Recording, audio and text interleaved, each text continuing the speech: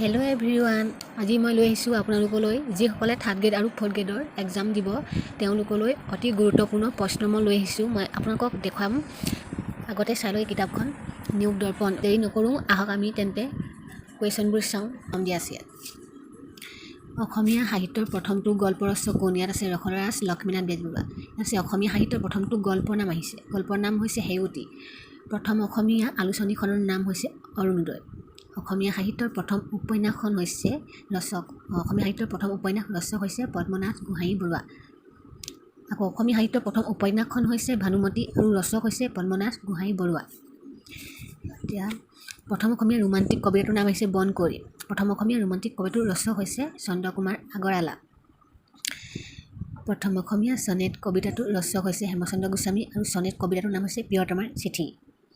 প্ৰথম অসমীয়া চনেট কবিতা পুথিখনৰ নাম হৈছে মালচ আৰু চনেট কবিতা পুথিখনৰ ৰচক হৈছে হিতেশ্বৰ বৰবৰুৱা। প্ৰথম অসমীয়া কথা কবিতাৰ ৰচক কোন কৈছে? যতীন্দ্ৰনাথ দুৱৰা। প্ৰথম প্ৰকাশিত অসমীয়া গ্ৰন্থখনৰ নাম হৈছে ধৰ্মপুস্তক। প্ৰথম প্ৰকাশিত অসমীয়া গ্ৰন্থখনৰ ৰচক হৈছে আত্মৰাম শৰ্মা। হেল্ল' এভৰিৱান, আপোনালোকে এইবোৰ প্ৰশ্নই চাব। বহু ধৰণৰ প্ৰশ্ন দিয়া আছে ইয়াৰ পৰাই বহুত আহিব, চাব আপোনালোকে সকলোৱে। প্ৰথম অসমীয়া ভ্ৰমণ কাহিনী গ্ৰন্থখন কি? বিলাতৰ চিঠি। প্ৰথম অসমীয়া ভ্ৰমণ কাহিনী গ্ৰন্থখনৰ ৰচক কোন কৈছে? ইয়াত দিছে জ্ঞানদাভিৰাম বৰুৱা। প্ৰথম অসমীয়া সামাজিক নাটখন হৈছে ৰামনৱমী। গুণাভিৰাম বৰুৱাই লিখিছিল। অসমীয়া ভাষাৰ প্ৰথম ব্যাকৰণ হৈছে grammar of the Assamese language. 1839 চনত উইলিয়াম ৰবিনছনে লিখিছিল। অসমীয়া সাহিত্যৰ প্ৰথমখন সাহিত্য বুৰঞ্জী গ্ৰন্থ কোনখন আছে? অসমীয়া ভাষা আৰু সাহিত্য বুৰঞ্জী দেৱেন্দ্ৰনাথ বৰুৱাই লিখিছিল 1912 চনত। অসমীয়া ভাষাৰ প্ৰথম অভিধান প্ৰণেতা কোন?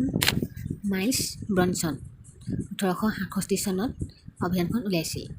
অসমীয়া ভাষালৈ অনুদিত প্ৰথমখন সংস্কৃত নাটক কি? ইয়াত আছে প্ৰথমখন সংস্কৃত নাটক হৈছে শকুন্তলা। অসমৰ পৰা প্ৰকাশিত প্ৰথমখন ইংৰাজী বাতৰি কাকতৰ নাম কি? দি আছাম ট্ৰিবিউন। সম্পাদক আছিল লক্ষ্মীনাথ ফুকন আৰু 1946 চনত ইংৰাজী এই বাতৰিখন উলিয়াইছিল। কম্পিউটাৰ ব্যৱস্থাৰে মুদ্ৰিত প্ৰথমখন গ্ৰন্থ কি? প্ৰেমত পৰিলোঁ নেকি। লেখক হৈছে দিলীপ কুমাৰ দত্ত। সাহিত্যৰ বাবে অসমৰ কোনগৰাকী মহিলাই প্ৰথম পদ্মশ্ৰী সন্মান লাভ কৰিছিল? উত্তৰ হৈছে নলিনীবালা দেৱী। মহিলা বুলি কয় নলিনীবালা দেৱী। অসমীয়া ভাষাৰ প্ৰথমখন কাব্যগ্ৰন্থ হৈছে প্ৰহ্লাদ চৰিত। কবি হৈছে হেম সৰস্বতী। অসমীয়া ভাষাৰ প্ৰথমখন লিখিত আত্মজীৱনীৰ নাম কৈছে মোৰ জীৱন সোঁৱৰণ। লক্ষ্মীনাথ বেজবৰুৱাই লিখিছিল 1940 চনত। অসমীয়া ভাষাত প্ৰথম প্ৰকাশিত আত্মজীৱনীখনৰ নাম কৈছে মোৰ জীৱন সোঁৱৰণ। লেখক হৈছে লক্ষ্মীনাথ বেজবৰুৱা।